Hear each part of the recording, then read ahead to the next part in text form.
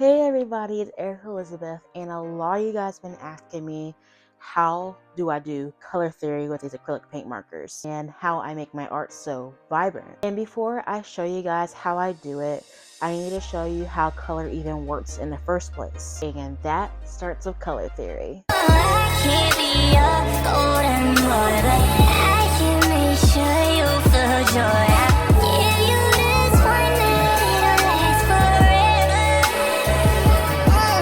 When people hear the word color theory, they think it's really complicated, but it really isn't if you really think about it. Color theory is basically just studying how colors interact with each other. It explains why certain colors are more harmonious and why some could be more chaotic, and how some combinations can immediately grab your attention. It's not about being technical or perfect, it's just about being intentional with how you use color. Instead of guessing, you're almost making choices on purpose. Once you understand that colors don't exist alone, they're always reacting to the colors around them, and everything starts to make more sense. And everything starts from the color wheel. Every color you use, with not just acrylic paint markers, that goes to place a couple images of other mediums I use. I also use color theory with alcohol markers and colored pencils. You have to use color theory in any medium that you use. So for a couple of minutes, or not even a couple of minutes, I'm going to explain a very simple concept to you that's almost like basically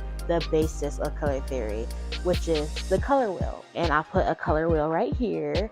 So the color wheel is made up of three main sections. Okay, so first, let's talk about what primary colors are. There are three primary colors: red, blue, and yellow, and they're basically the basis of all the colors that there basically is. And there's other colors that kind of branch out from that. And when you mix reds and blues and yellows and variations of that, you get lots of different combinations that basically causes colors to be able to clash together really well. Then there's secondary colors. This is when primary colors are mixed together. So first of all, we're going to start with red and blue meets purple, red and yellow meets orange. Okay? Blue and yellow meets green. So the three secondary colors are green, orange, and purple.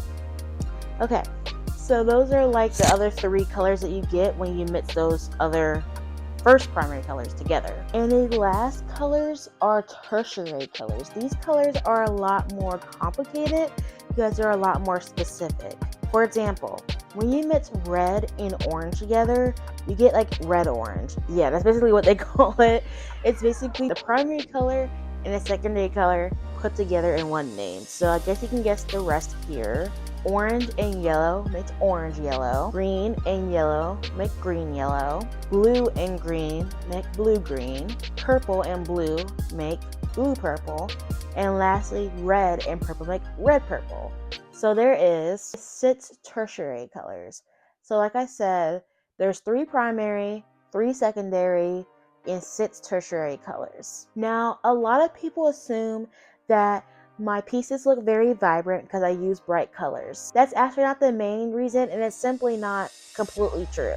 Vibrancy is basically how bright a color is. Vibrancy isn't how bright the color is on its own. It's about contrast. Contrast is you put 2 colors next to each other and how they clash and difference in how they look together, basically. So a color can look more intense when it's placed next to the right color, which shows contrast. I use a lot of contrast in my work.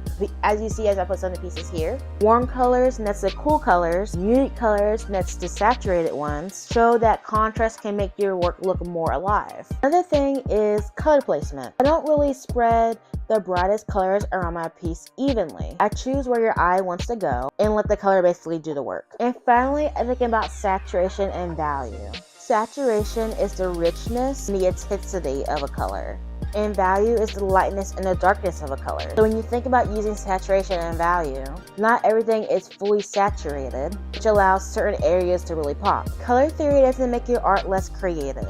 It actually gives people more control over how people experience your work. Now, in my next videos, I'm gonna do like an extremely long series because color theory is literally a whole process in itself. And I've been showing y'all how I did people, how I've been doing food and like food. So this is gonna be a pretty long series, I say, like at least a 10 video series. So it's gonna take a little while. Like y'all gonna have to wait a little bit on knowing everything. But I'm gonna try to be as consistent as I can be. But like I said, I will show how color theory applies to skin, food, and many other subjects that I can possibly cover if you guys request some. Using acrylic paint markers specifically, as because that's my main medium. But you can really apply majority of these techniques to really any other medium, like really like actual painting or watercolor or color pencils or alcohol markers or whatever you want to use. If you want to actually apply these skills and you want to see more, please like, comment, and especially subscribe, as that really supports my channel. I am a small channel, but I'm trying to grow this year.